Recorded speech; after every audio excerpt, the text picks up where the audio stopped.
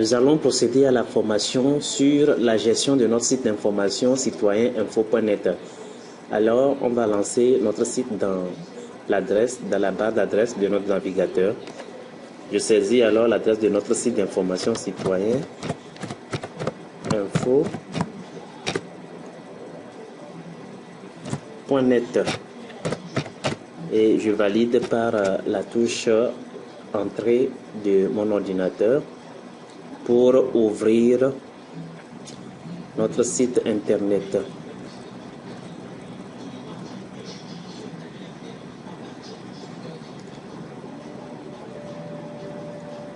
Voilà notre site internet qui s'affiche avec les grandes rubriques que sont les grandes catégories des articles.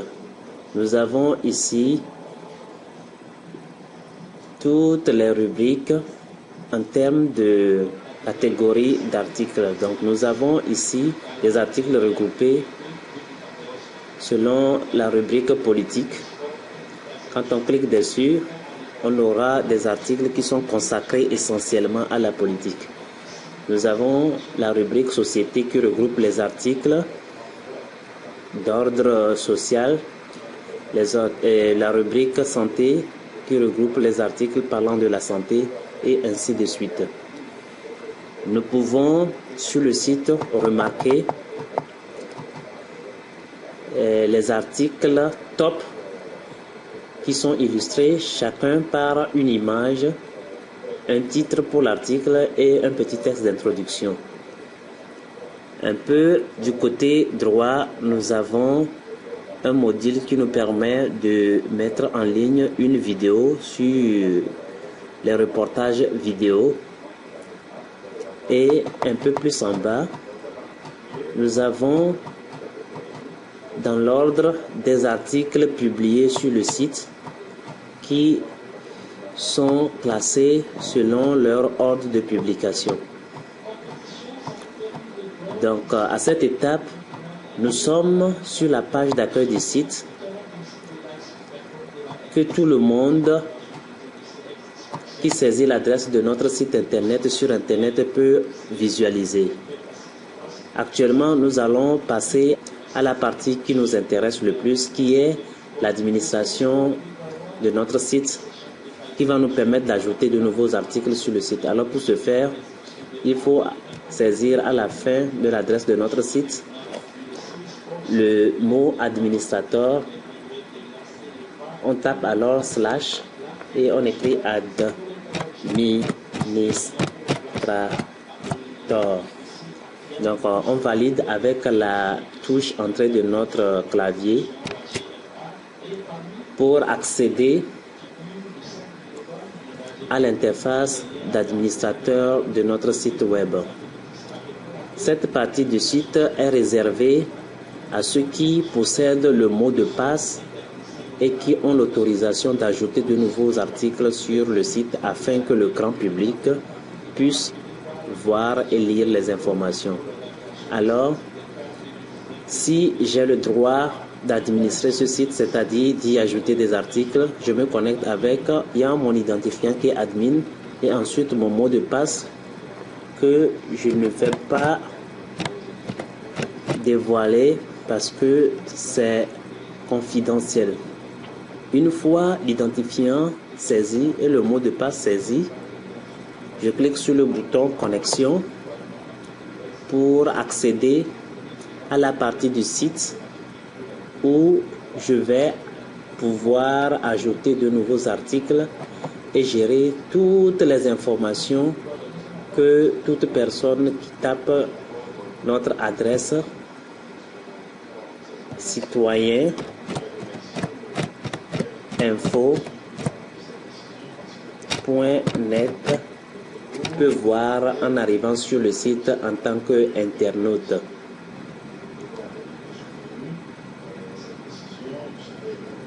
Juste un rappel, donc cette page que nous voyons est accessible à toute personne qui saisit l'adresse de notre site web.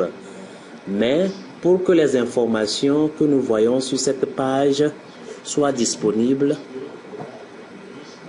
aux visiteurs de notre site, il faut que ces informations soient gérées par une personne qui est connectée à cette partie et qui met en ligne des articles.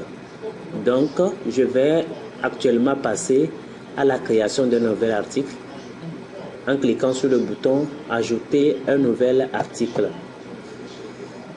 Une fois le bouton cliqué, une page s'ouvre dans laquelle nous allons saisir le titre de notre article. Nous allons saisir le texte de notre article. Nous allons illustrer notre article par une image. Et enfin, sauvegarder notre article pour qu'il soit visible sur la page du site que j'observe ici. Donc, je commence par saisir le titre de mon article. Ici, je prends comme titre « Exemple d'article ».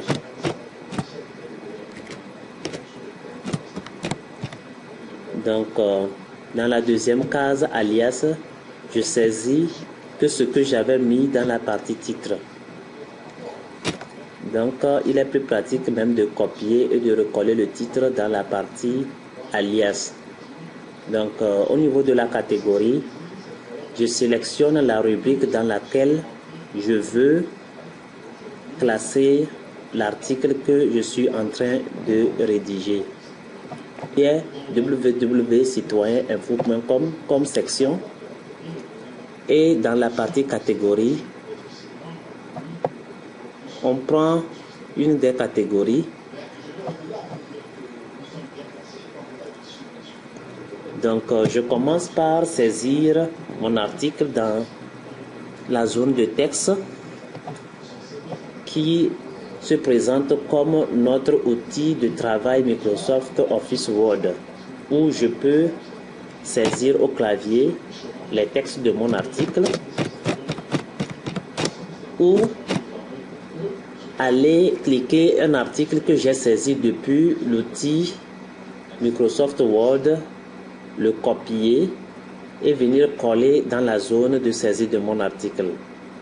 Donc je fais CTRL A pour sélectionner tout le texte, ensuite CTRL C pour copier ce texte, puis je fais la combinaison de touches CTRL V pour copier le texte que je viens de copier depuis mon document Microsoft Office Word. Alors voilà une façon très simple de saisir le texte de mon article depuis le logiciel de traitement de texte Microsoft Word. Ensuite, je fais la copie de mon texte que je viens coller dans ma zone d'édition d'articles. Donc, l'image que je dois insérer dans un article respecte des dimensions que je vais spécifier grâce à un logiciel Photoshop.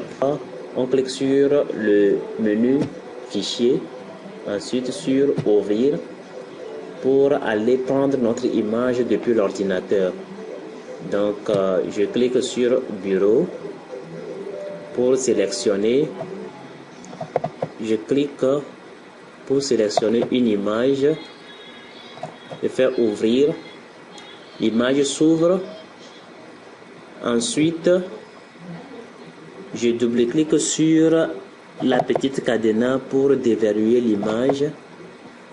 Si la cadenas est bien présente, au cas où ce n'est pas présent, je passe directement sur le menu Image.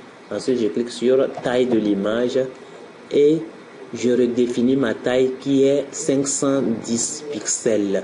Donc, je tape 510. Puis, je clique sur le bouton OK. Pour le bouton Fichier.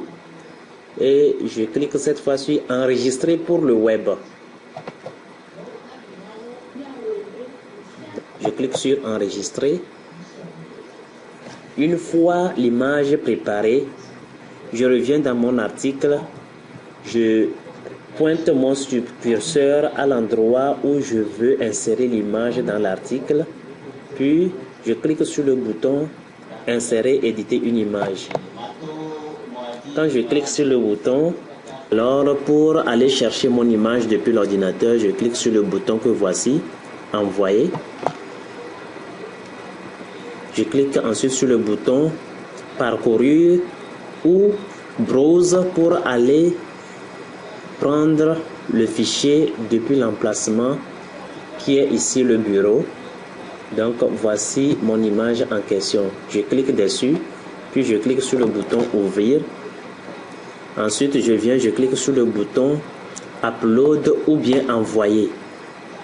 Donc j'observe, je constate que la case URL est totalement vide. Mais quand je clique sur le nom de l'image que je viens d'insérer et qui est en gras, je constate que est bien écrit le dossier qui contient mon image actuelle et puis son nom. Comme ça, je suis sûr que l'image que je viens d'insérer dans l'article est bien prise en compte et qu'elle sera effectivement insérée dans l'article. Et que sur gauche, pour que mon image, comme je vois dans la partie prévisualisation, se place à gauche et que le texte soit à droite, de définir une valeur pour la marge entre mon image et le texte qui l'encadre. Donc je tape la valeur 10 et je clique sur valeur égale pour voir que mon image ici s'est légèrement décalée du texte qui l'encadre. Ceci donne une bonne vue et un aperçu professionnel d'un article qui est prêt à être publié. Donc une fois ces paramètres définis pour notre image, je reviens un peu plus en bas et je clique sur le bouton insérer.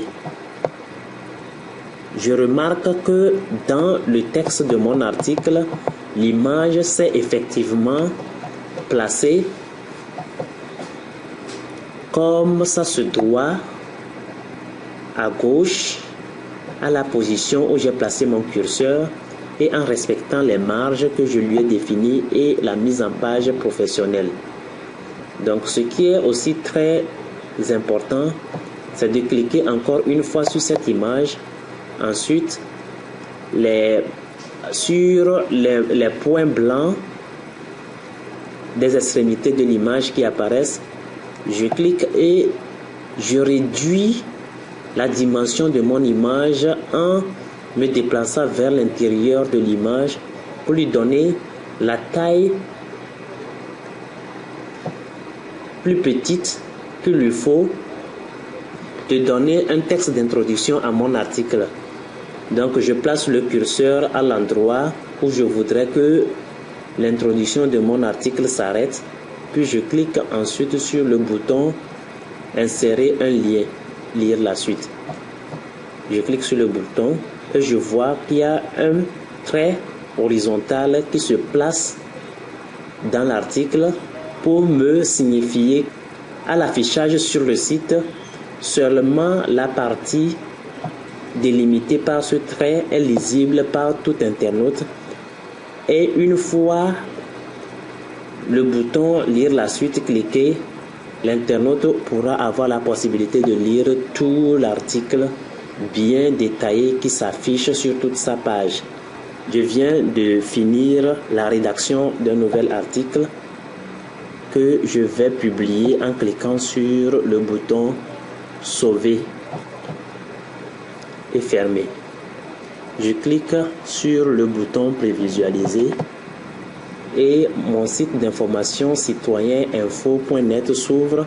Je vois actuellement l'image de l'article que je viens de publier. Voici le nouvel article que nous venons de mettre en ligne.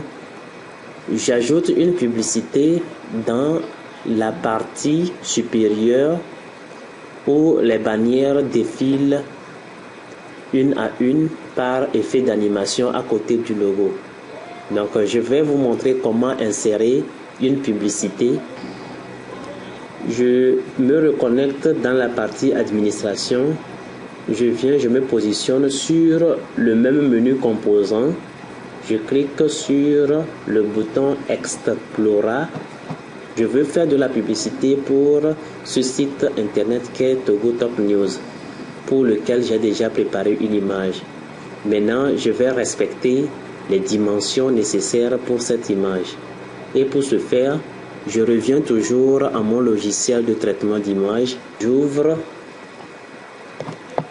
mon image, je clique sur Ouvrir. Une fois mon image affichée, je clique sur Image et encore je clique sur Taille de l'image. Je lui donne la taille 468 et je clique sur le bouton Conserver les proportions pour décocher la case afin que je puisse lui donner la hauteur nécessaire. Donc je lui donne ici comme hauteur 120. Je clique sur OK. Je clique sur le menu Fichier. Ensuite sur Enregistrer pour le web. Je clique sur Enregistrer. Je lui donne un nom et j'enregistre sur le bureau.